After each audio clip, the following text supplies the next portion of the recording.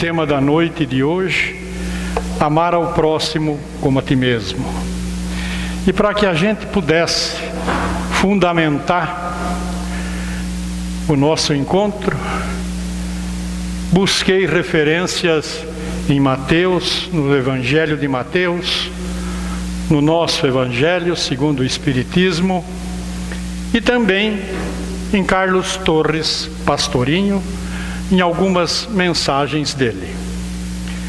Eu gostaria de fazer um parênteses em Carlos Torres Pastorinho, porque acredito que muitos o conheçam, ou conheceram, mas provavelmente alguns possam desconhecer quem foi Carlos Torres Pastorinho.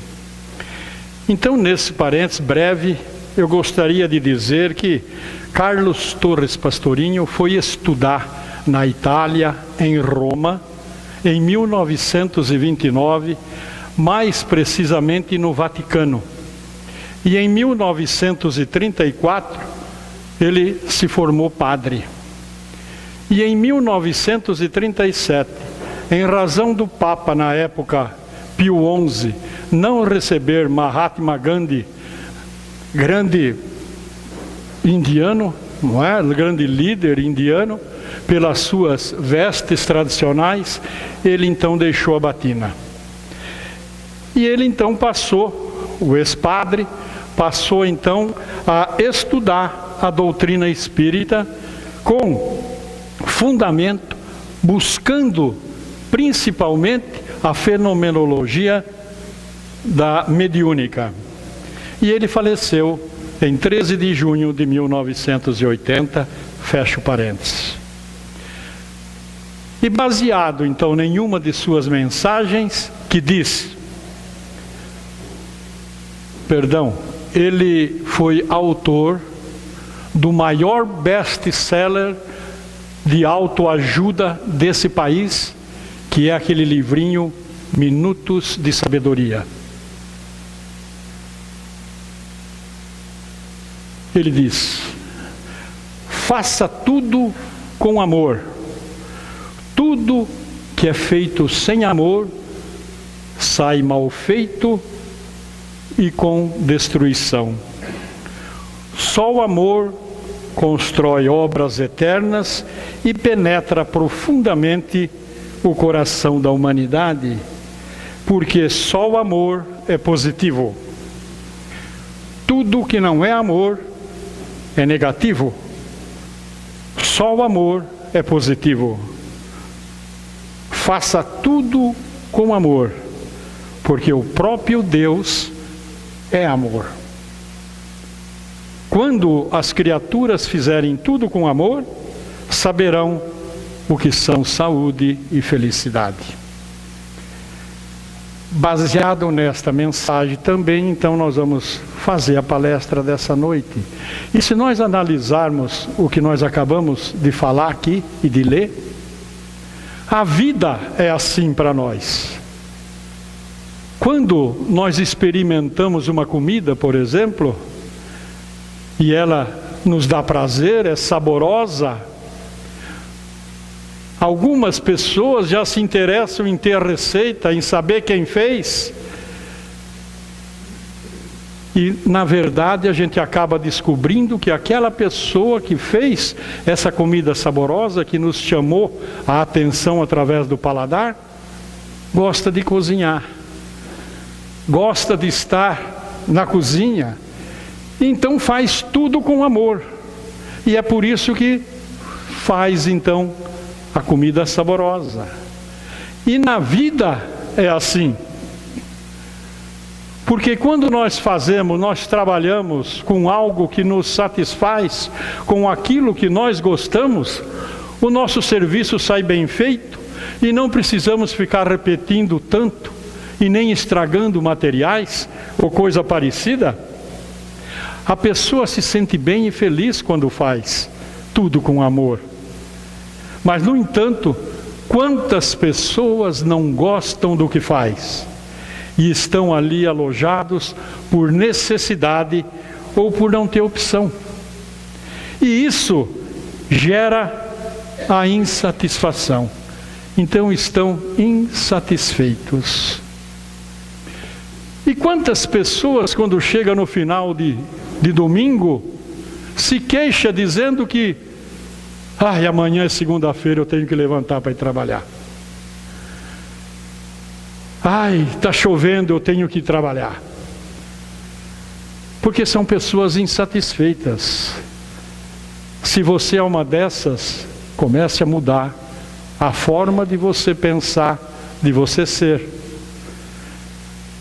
Porque muitos estão desempregados e gostariam de estar no seu lugar.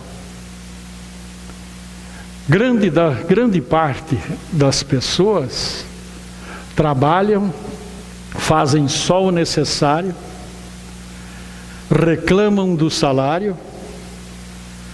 E se a gente analisar esse tipo de pessoa, nós vamos ver que eles estão ganhando muito para fazer só o que faz. Eles estão ganhando muito. E gera a insatisfação no grupo. Grande parte também das pessoas que moram aqui no Ocidente teria motivos de sobra para ser feliz, para estarem satisfeitos, mas muitos não estão. Vivem em paz, vivem em liberdade, gozam do bem-estar, mas vivem descontentes.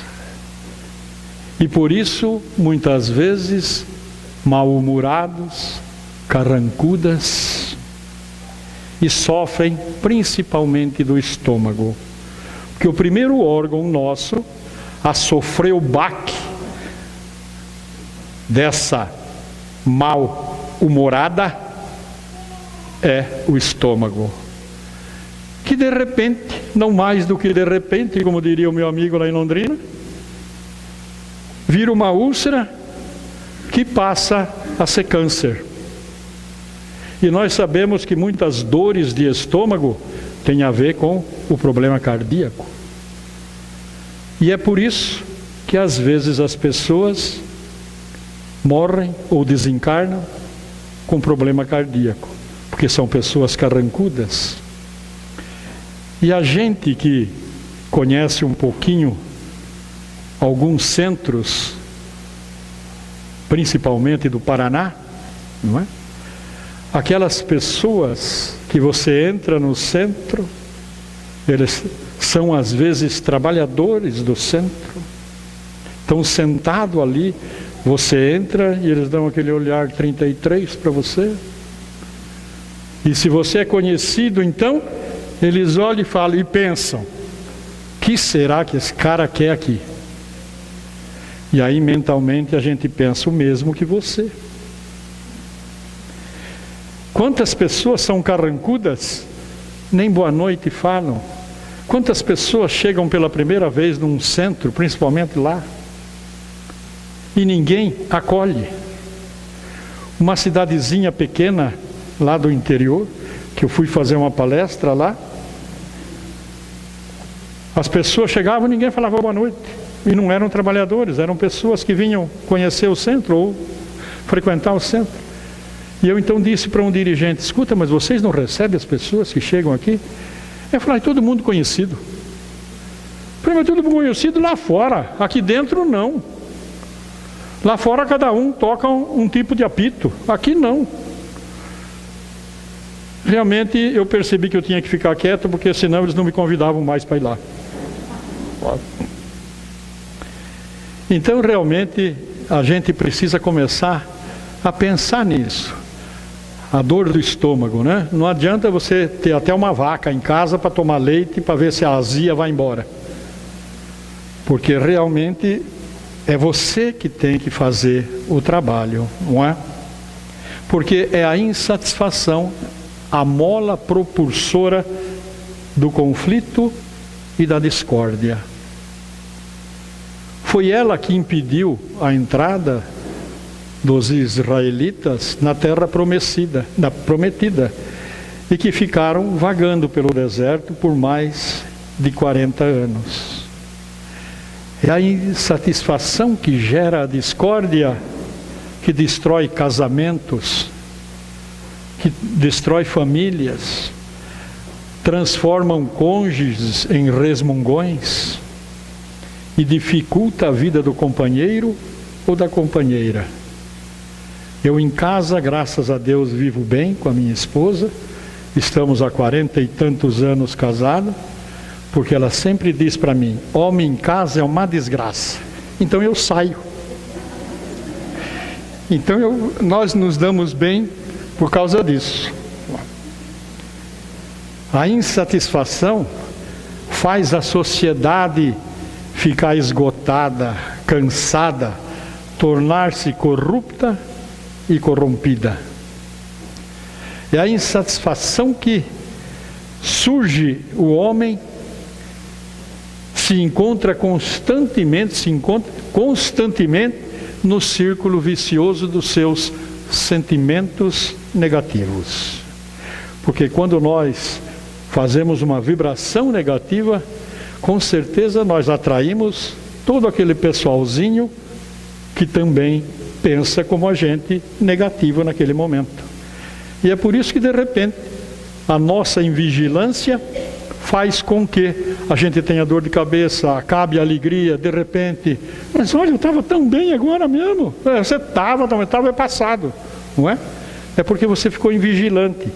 E eles aproveitam geralmente o momento feliz que você está, porque você fica mais invigilante quando você está feliz.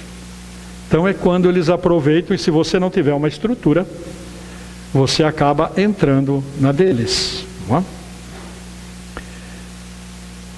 A insatisfação tem a sua raiz no fato de não estar em paz com Deus. E quanto mais um povo se afasta de Deus, mais insatisfeito fica. E é por isso que nós vemos pessoas que parece que tem tudo na vida, mas na verdade tem um vazio dentro dele. Porque ele não busca preencher aquilo que ele tem. E parece-me que a resposta para essa insatisfação, para esses conflitos, pode estar em Mateus, no capítulo 7, versículo 12, quando ele diz: fazei aos homens aquilo que você quer que te façam. E também no capítulo 22, versículo 34 a 40, quando ele fala: e um deles, que era doutor da lei, tentando-o, perguntou ao mestre: mestre, qual é o maior mandamento da lei? E Jesus então responde: amarás ao Senhor teu Deus de todo o teu coração, de toda a tua alma e de todo o teu entendimento. Este é o maior mandamento. E o segundo, semelhante a este, é: amarás ao teu próximo como a ti mesmo. Estes dois mandamentos contêm toda a lei e os profetas. E assim, nós estamos entendendo a modificação que precisamos, ou o exercício que precisamos para mudar. Amar ao próximo como a ti mesmo. Quando se fala em perdão, nada é mais lindo do que a parábola do filho pródigo. Aquele que pede a herança, sai de casa, anda pelo mundo, volta arrependido, e o pai o recebe de braços abertos, perdoando. Nesta parábola nós temos como lição Deus nos recebendo com o nosso arrependimento. Mas quando se fala de amor, não existe nada que supere a parábola do bom samaritano. Aquela palavra que o capítulo 11 do Evangelho segundo o Espiritismo nos conta, que descia um homem de Jerusalém para Jericó e foi assaltado no meio do caminho, e por ele passou uma autoridade eclesiástica, por ele passou o levita, mas foi o samaritano quem o recolheu e o asilou, o colocou na hospedaria, deixando paga as diárias e a cura. Por que que Jesus nos coloca o samaritano nessa palestra?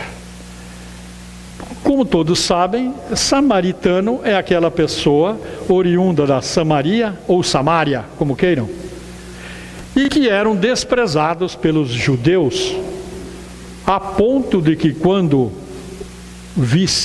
um judeu visse o samaritano, cuspia do lado e dizia raca, porque eram pessoas indesejáveis.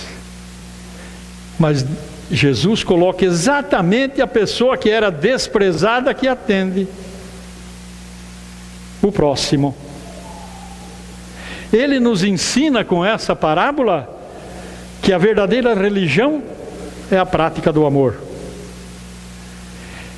Que viver é crer, viver é o que crê e fazer o que bem deve fazer. Então é o crer fazendo. E tudo que a gente fizer, vamos fazer com amor. É muito importante fazer o que nos deixa feliz e fazer sempre da melhor forma. Vamos esmiuçar um pouquinho o amar ao próximo como a ti mesmo. Se eu falar do amor, nós vamos encontrar N definições de amor, muitas próximas, mas dizem alguns estudiosos que o amor em si é indefinível. Existem semelhanças, mas o amor para cada um é uma definição. O amor vem da palavra latina amore, e por isso mesmo é um vocábulo polissêmico, que gera realmente toda essa definição. É passível de diversas definições no mundo todo. Mas nós vamos ficar aqui com o amor definido pela cultura grega, para dar sequência ao tema da noite de hoje. A cultura grega diz o seguinte, que onde amar implica em conhecer, e conhecer implica em amar. Então vamos analisar a palavra amor. Mas antes gostaria de dar um significado das palavras. Se eu disser que fulano tem moral, eu estou falando que ele é uma pessoa íntegra. Porque a moral significa exatamente integridade. Que ele é de bons costumes. Mas se eu colocar a partícula A na frente da moral, ficando então amoral, e a partícula A significa fora, então nós vamos ver que amoral significa fora da moral. E assim é a palavra amor. Nós já dissemos que a partícula A significa fora. O M significa mim. E o OR significa outros. Então, na verdade, a definição do amor para nós é fora de mim para os outros. A-M-OR. Fora de mim, outros. Para os outros. Então, na verdade, eu tenho que estar ciente disso, que eu preciso dar o meu amor para fora. Então a palavra amor nós vamos entender dessa forma. Amar o próximo. E o próximo? É comum nós vermos as disputas em supermercado, por exemplo. Como? Estamos nós ali comprando tranquilamente a nossa banana, o nosso feijão, o nosso arroz. De repente o alto-falante fala de uma promoção. É aquela correria. Todo mundo quer pegar lá, é porque é por minutos. É por minuto, então fica todo mundo louco. Numa loja lá em Londrina, loja americana, não ganho nada para falar das lojas americanas. Lá nas lojas americanas estava eu vendo lá uns DVD. De repente anunciou roupas, 5 minutos de venda de roupa lá. A correria foi grande que eu fiquei tranquilo comprando meu DVD. Mas a hora que eu olhei e vi aquele tumulto na roupa, e todo mundo já pegando, e o outro espichando, não é? Eu vi 2 mulheres, uma saindo com a saia e a outra com a blusa. Arrebentou, saiu, e uma olhou para a outra assim. Né? Então, realmente, e no trânsito então? No trânsito, ai meu Deus, ainda mais, lá em Londrina é uma parada. Londrina é uma das cidades que tem o maior número de carros per capita, não é? E acho que pelo que eu passeio aqui em Jaú não deve ser muito diferente. O problema lá é quando eu, por exemplo, vou sair de casa. A minha rua é mais ou menos movimentada. Ninguém para mim sair. O nego desvia, mas não para. Bom, até que enfim, deve ser um espírito, ele para. E aí, a gente sai. No primeiro sinaleiro que eu paro, a hora que dá verde, bip, bip. Você fala, mas não é possível um negócio desse. Dá vontade de não sair, né? Mas aí não pode, aí o cara bate, aí fica aquela discussão toda. Então você olha assim e sai. Mas aí quando o cara para na minha frente, eu também bip, bip para ele. Não é? Então tem a recíproca, não é isso? Fizeram para mim, eu faço para os outros, não é? Olho por olho. Eu faço de vez em quando, lá no nosso lar em Londrina, nas manhãs de terça-feira, tem palestras, passe, para aquelas pessoas que passam por ali, ou que frequentam, que querem frequentar, tomar um passe logo de manhã, etc. E a terça-feira de carnaval coube para mim, porque eu acho que os outros lá do centro foi tudo farrear. Então, você pode vir terça-feira aí de carnaval? Eu falei, posso. E saí de casa na boa, tranquilo. A minha casa do nosso lar fica um pouco distante. E eu vim tranquilo, sem problema. Parei no sinaleiro. Ninguém buzinou. Olha, não tinha ninguém na rua, só eu. O pessoal estava tudo dormindo da farra da segunda. E eu pensei durante o trajeto, puxa, por que Londrina não é sempre assim? Olha que maravilha. Aí uma voz, que a gente tem aquela voz que fala, não é? Falou para mim, por que você não é sempre assim? Então, a gente realmente também entra nesse balaio aí, nessa corrente, e a gente passa também E em dias normais, é esse sufoco que eu estou falando, nego buzinando, eu buzinando, e sai daí, aquelas coisas que vocês sabem que acontecem no trânsito. 5 horas da tarde, estou voltando para casa, no atravessar a avenida, um sujeito veio por trás de mim, buzinou, eu saí, ele passou e eu disse, vai com Deus, pô. Falei com raiva, mas falei. Parece que saiu um elefante das minhas costas aquele dia. Fui para casa numa serenidade impressionante. Mas no dia seguinte voltou tudo como era. Então é comum a gente ver isso, realmente. E quando a mulher ganha mais do que o marido, então? O orgulho do homem, meu Deus, não é? Lá em casa eu digo para ela, olha, pode trabalhar que eu faço o almoço, sem problema nenhum. Não tem problema nenhum. A gente ou as pessoas não entendem que é tudo farinha do mesmo saco. É o orgulho, a vaidade, é a individualidade que faz com que gere esse problema. O que é que tem a mulher ganhar mais do que o homem? Por que o homem tem que ganhar mais do que a mulher? Onde está escrito? Quem falou? Eu gostaria que minha mulher ganhasse 50 vezes mais do que eu.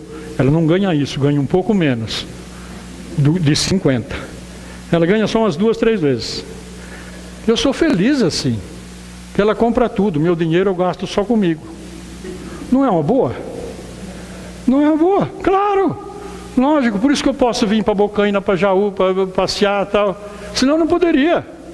Ela que fica lá segurando as pontas. Ela que vai no mercado, eu nem me atrevo. Quando amanhece o dia e ela fala, vou no mercado, eu finjo que estou dormindo.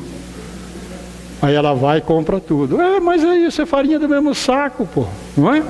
Então é assim que a gente tem que agir, pô. Nada de vergonha, mas que vergonha nada, não é? Assim ela ganhasse 50 vezes mais do que eu, pô. Provavelmente, se desde cedo nos fosse ensinado a fazer a empatia, que a empatia acredito que todos saibam, mas só para reforçar, empatia é você se colocar no lugar da outra pessoa, frente ao mesmo estímulo, para ter a sua reação. Então, se nós tivéssemos esse exercício de empatia, de quando eu falo, como é que aquela pessoa se sente, e se ele falasse comigo, como é que eu me sinto? Então eu poderia entendê-lo melhor e provavelmente eu evitaria alguns dissabores. Se também nos fosse desde cedo ensinado a necessidade de conciliação, daqueles pequenos interesses, ao crescermos, com certeza teríamos aprendido a prática de harmonizar os grandes conflitos e assim evitarmos as crises. Aliás, crise não se resolve, crise se administra. E quando a crise nos visita, é porque já é hora de pensarmos em modificar alguma coisa, seja em que setor da nossa vida for, financeira, econômica, de lazer ou familiar. É hora da gente pôr a barba de molho. Façamos então o exercício do amor com o próximo e cultivemos aqueles gestos tão simples, mas tão importantes e poderosos. Por exemplo, as palavras de gentileza. Como vai? Dá licença, por favor, obrigado. A saudação jovial. Olá, bom dia, tudo bem? Como vai? Aliás, falar em bom dia, eu aprendi o terceiro bom dia numa das instituições que eu trabalhei. Acho que vocês também conheceram, mas não sabem que conheceram o terceiro. O primeiro, não nessa ordem, mas o primeiro bom dia que eu aprendi foi de que nós queremos que as pessoas tenham um bom dia. O segundo é aquele que nós falamos por educação. E o terceiro eu aprendi nessa instituição, que a gente chegava cedo e o chefe chegava sempre um pouquinho mais tarde. Aliás, definição de chefe, vocês sabem como é que é, né? Chefe é aquele que chega cedo quando eu chego tarde, e chega tarde quando eu chego cedo. Essa é a definição de chefe, não é? Então ele entrava e dizia, mano, a gente entendia que ele estava dizendo bom dia. Esse era o terceiro. Ele rosnava. E um rapaz que trabalhava comigo lá atrás dizia, para o senhor também, chefe. Então eu tenho a impressão que ele estava dizendo bom dia, E o meu colega estava dizendo bom dia para ele também, porque ele nunca reclamou. Então eu conheci o terceiro bom dia. E acho que vocês conhecem também. Agora que eu expliquei o terceiro como é que é, vocês talvez conheçam talvez o terceiro. Eu trabalhei numa outra instituição que quando eu chegava na porta, entrava, eu dizia bom dia. Ninguém respondia. Eu falei, olha, não cheguei. Eu saía. Voltava e parava na porta. Bom dia. Aí todo mundo, bom dia. Experimente fazer isso. Vocês vão ver a vergonha que as pessoas passam. Tenham coragem de fazer isso. E vocês vão ver como nunca mais eles deixam de responder bom dia para você. O aperto de mão. Quando você aperta a mão, tem certas pessoas que dão a mão, é melhor que não desce. O que é isso, pô? Cumprimenta, aperta a mão. Eu nem falo, meu, você está apertando, mas é isso mesmo. Aperta com carinho, não é? Cumprimenta. E não isso aí, já vai vir as costas, mas nem, não é? Mas nós precisamos insistir, porque essa pessoa ainda não sabe o que é o amor. É por isso que ela age dessa forma, não é? Então nós temos que insistir. Então nós temos que fazer com segurança e afeto. Porque quando eu aperto a mão de alguém, eu estou transmitindo energia e estou roubando energia. Então é muito importante a forma como nós fazemos, não é? O abraço carinhoso, sem ser de tamanduá. O abraço carinhoso, abraça as pessoas, rouba a energia do outro. Agora é só para os homens, dá licença. Quando for mulher, abraça mesmo. Mulher tem uma energia fantástica. Agora só para as mulheres. Quando for homem, abraça. Homem tem uma energia fantástica. Abraça mesmo. E se for possível, dá até um beijo. Tem importância. Tem importância. E se o marido ou a mulher estiver perto, seja educado. Dá licença e beija. Não é? Então dá realmente um abraço caloroso. Permaneça sempre com um sorriso nos lábios. Mesmo que você esteja um caco por dentro. Sorria. Quantas pessoas que você conhece que tem 1 milhão de problemas, mas vive sorrindo. E você acha que ela não tem nenhum problema. Você fala, nossa, a pessoa parece que não tem problema. Ela não deixa transparecer, ela trabalha os problemas dela. E é assim que nós devemos fazer. Trabalhar os nossos problemas. E não chegar para o outro e falar, rapaz, olha, venceu meu título no banco, rapaz, não sei como é que vou fazer para pagar. Né? Então, essas coisas, o problema é teu, ou do avalista. Né? Não é isso? Numa das quartas-feiras que eu tive aqui, eu falei de um amigo que me procurou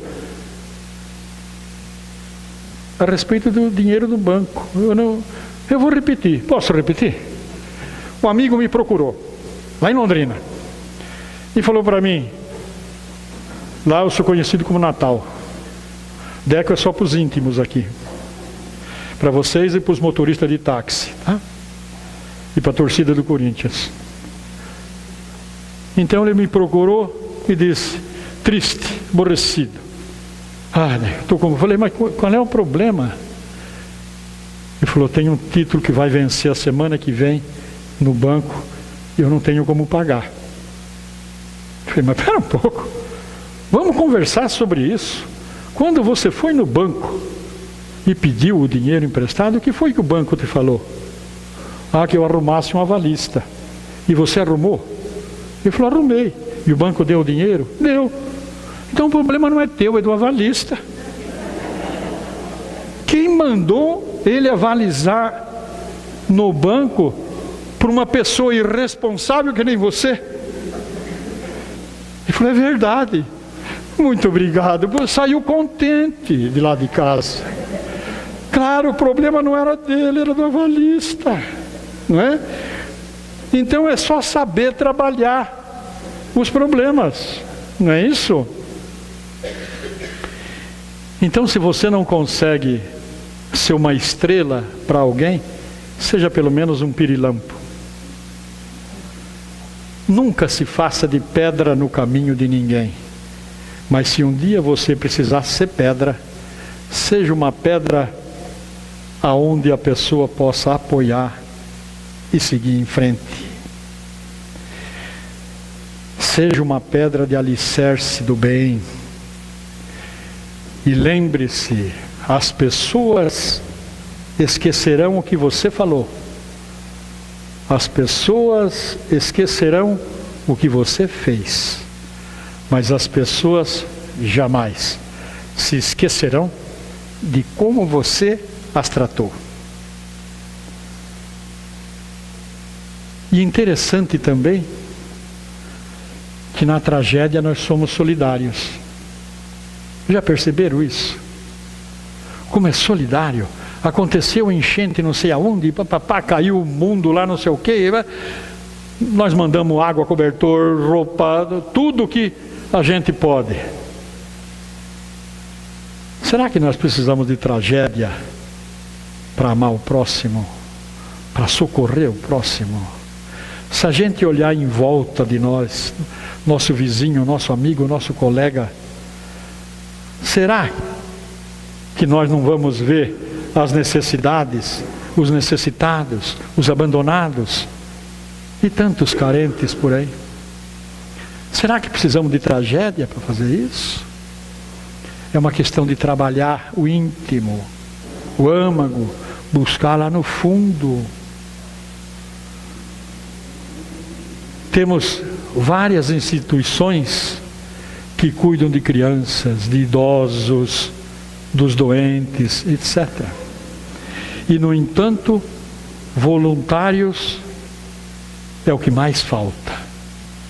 Mas na Copa do Mundo tem 120 mil voluntários. Olha que maravilha!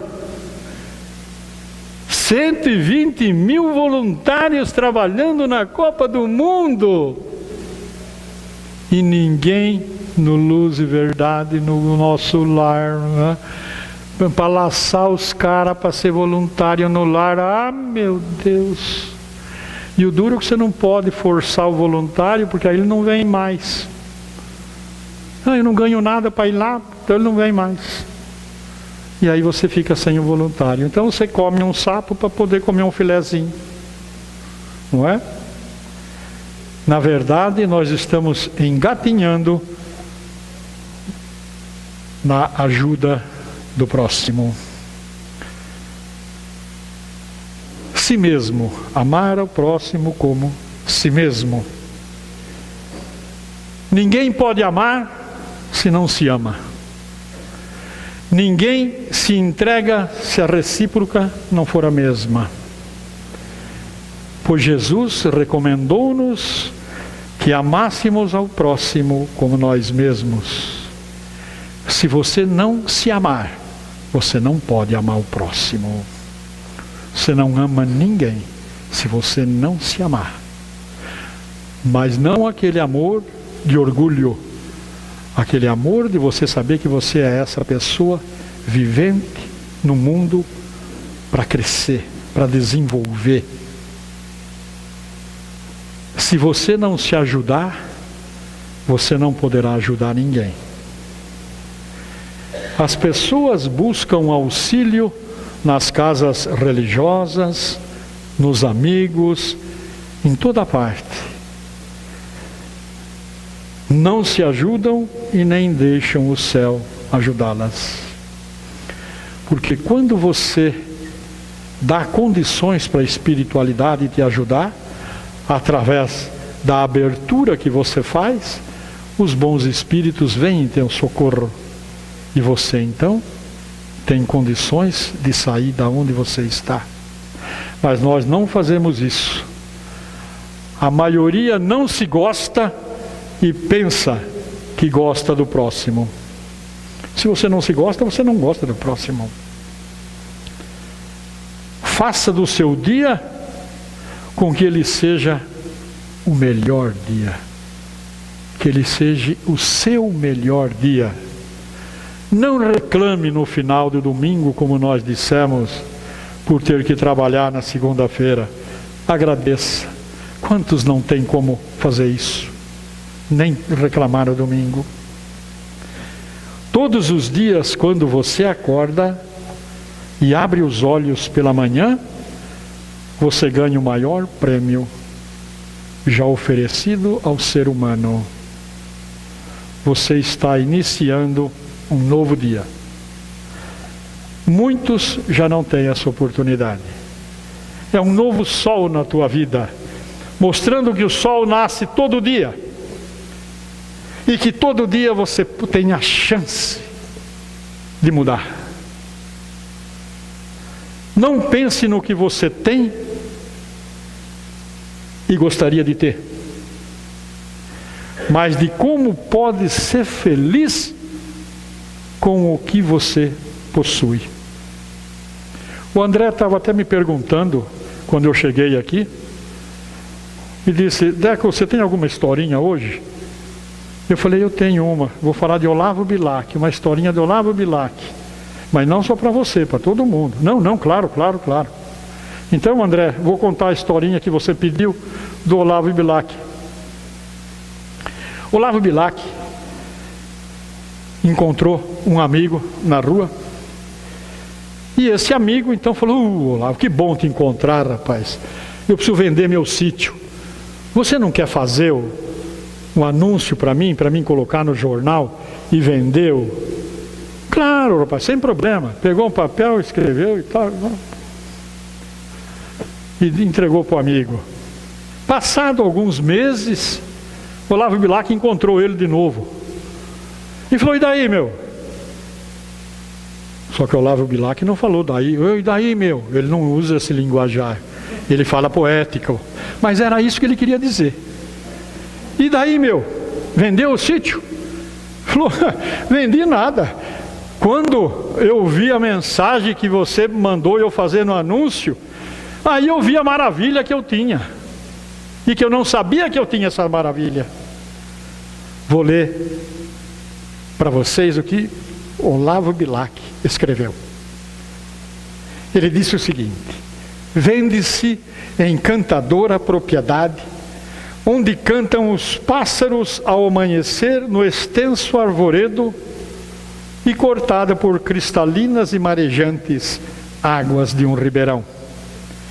A casa banhada pelo sol nascente oferece sombra tranquila das tardes na varanda. Esse foi o anúncio. E aí então a pessoa caiu em si e disse: meu Deus, eu não estou valorizando aquilo que eu tenho. Existe um provérbio chinês fantástico para isso, que diz: quando você não ama o que tem, quando você tem que amar o que você tem e não o que você não tem.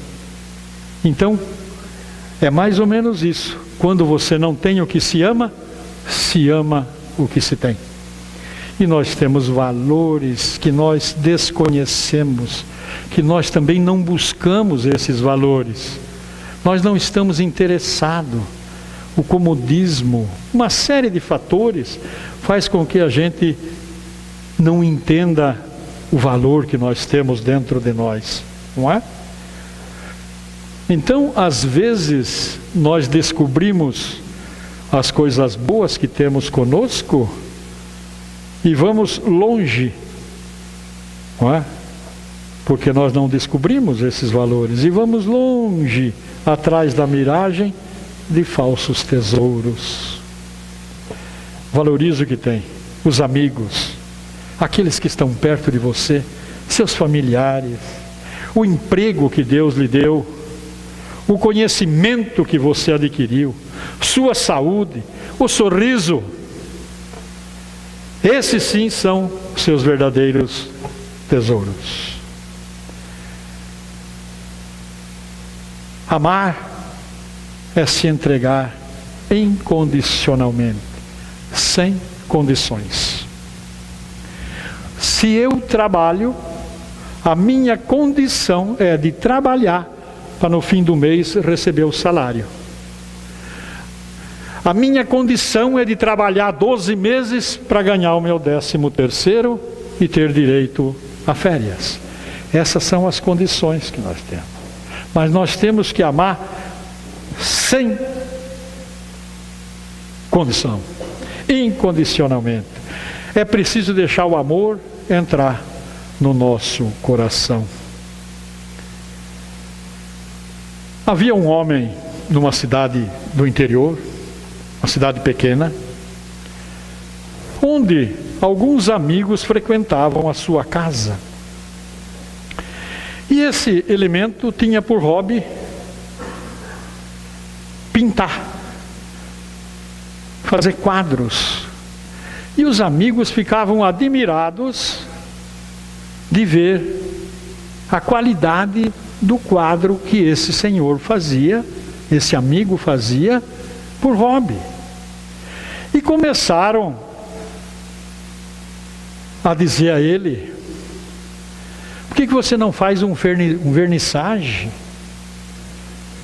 Vernissage, bem, é a exposição de quadro, viu? É uma palavra estrangeira para falar o quadro. Você que não sabia, viu bem? Então é isso. Então, por que você não faz uma exposição dos teus quadros? Ele dizia: imagine, não, mas são lindos, não é para vender. Ele falou: mas não quero, não é para vender, expõe o teu trabalho, só para expor o teu trabalho. Falaram tanto na cabeça dele que ele um dia falou: tá bom, então vamos fazer essa tarde de vernissagem aí, vamos fazer essa exposição, não é? E realmente então marcaram, alocaram um lugar, puseram os quadros, aquelas questões todas, tá? No dia e hora marcada, estavam lá os amigos, os inimigos, estava todo mundo lá, não é? As autoridades, até o Zago estava lá, que foi fazer a cobertura do evento. Até o Zago estava lá, não é? Que foi a Rede Globo, estava todo mundo lá, fazendo não é? E realmente fotógrafo, jornalista, imprensa falada, escrita, televisionada, todo mundo estava lá, não é isso? E afinal de contas era uma pessoa muito estimada na cidade, por isso que muita gente foi. E então foi aberta a exposição, todo mundo, chegado o momento, todo mundo foi recebido com Guaraná 15, com todos os apetrechos lá, etc. Não é? Bem, todo mundo admirando realmente, porque eram quadros lindos. Mas como em todo lugar, sempre tem um que procura só defeito. E nessa vernissagem, tinha um também procurando defeito. E não conseguia, já estava ficando nervoso porque não conseguia achar. Até que lá pelas tantas, ele achei. Ficou feliz porque achou um que tinha defeito. Ele procurou o artista. Geralmente a gente bate e assopra. Esse assoprou e bateu. Disse: você é um grande pintor, você é um grande artista. Mas eu não sei, eu não entendi bem um quadro que você fez ali.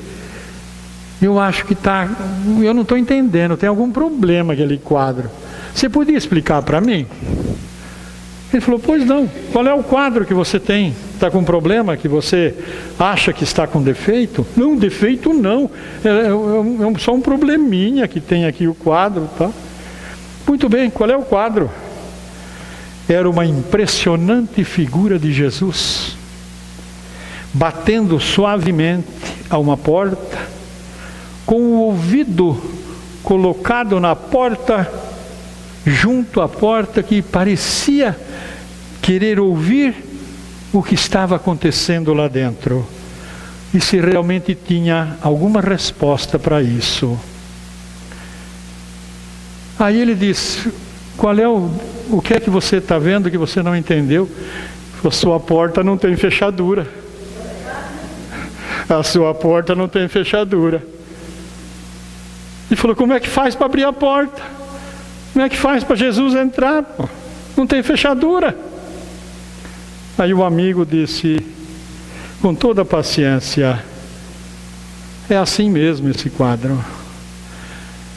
Essa é a porta do coração humano. Ela só se abre por dentro. Então nós precisamos parar um pouquinho, pensar. Muitas vezes Jesus está batendo na porta do nosso coração e nós não estamos percebendo. Nós não estamos abrindo para deixá-lo entrar. Cabe a nós abrir ou não a porta para que ele entre.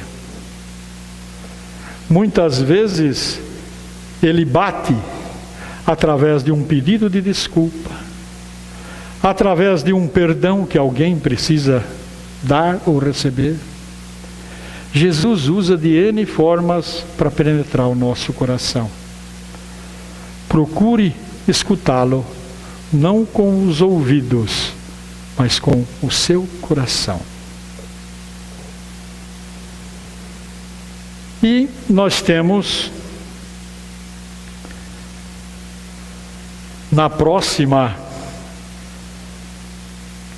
fase, concluindo, e dizemos: amar ao próximo como a si mesmo. Você já deu um abraço em alguém hoje? Tem olhado para o céu sem ver que vai chover? Para ver o bordado das estrelas que lá estão? O Cruzeiro do Sul, como eu disse numa das palestras aqui, nós somos seres privilegiados, porque nós estamos no hemisfério sul. E só nós do hemisfério sul é que vemos o Cruzeiro do Sul. Vamos começar a olhar para o céu para ver as estrelas, contemplar essa beleza. Aliás, Abraham Lincoln, presidente dos Estados Unidos, dizia que ele admitia que o homem não acreditasse em Deus quando olhava só para o chão. Mas quando o homem olhasse para o alto e visse o bordado das estrelas, era impossível não acreditar em Deus. Quanto tempo faz que você não observa o sorriso de uma criança? Aquele sorriso gostoso, sem mandar ela ficar quieta, sem ela te incomodar e pôr um desenho para ela ficar quieta. Perfume de uma flor. Aliás, quantas pessoas não mandam nem flor, que dirá então sentir o perfume. Aí, quando uma pessoa faz o primeiro aniversário de casado, manda 12 rosas ou 12 flores para a esposa e fala para ela: olha, 12 anos sem receber mais nada, hein? Não é? Aí depois acaba levando flor no túmulo da mãe, do pai, etc. Há quanto tempo você não diz para ninguém, para alguém: eu te amo? Aproveite e escancare a janela do teu coração. Deixe o sol da vida entrar. E com certeza você encontrará a paz e a harmonia que tanto tem buscado. Amanhã, inicie o seu dia dando um abraço na pessoa mais importante do universo. Vá ao espelho e diga bem alto: bom dia, eu te amo. Essa é a pessoa mais importante do universo. Você. Não existe ninguém igual. Você é única.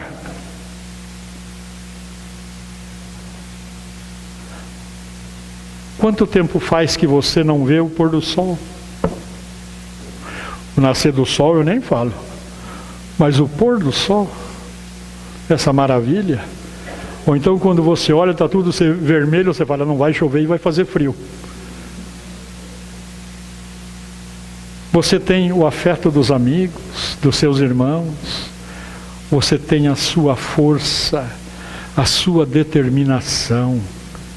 Você tem o dom da vida.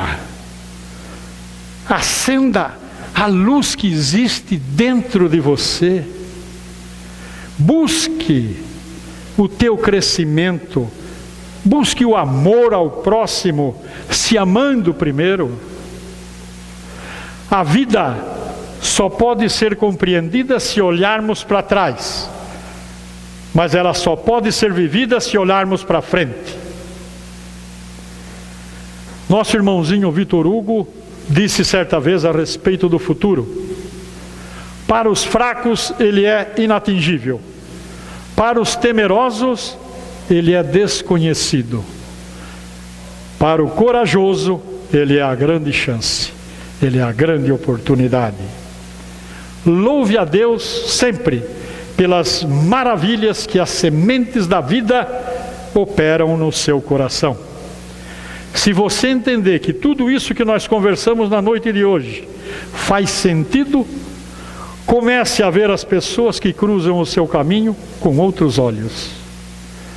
Com os olhos de quem entende a recomendação do Cristo: amar o próximo como a si mesmo. Com todos estes presentes, presentes que a vida lhe dá, o resto você constrói. Mas para isto, só depende de você. Quero agradecer à casa pela oportunidade que me dá de estar aqui mais uma vez. E tenham todos uma excelente semana. Boa noite. Muito obrigado.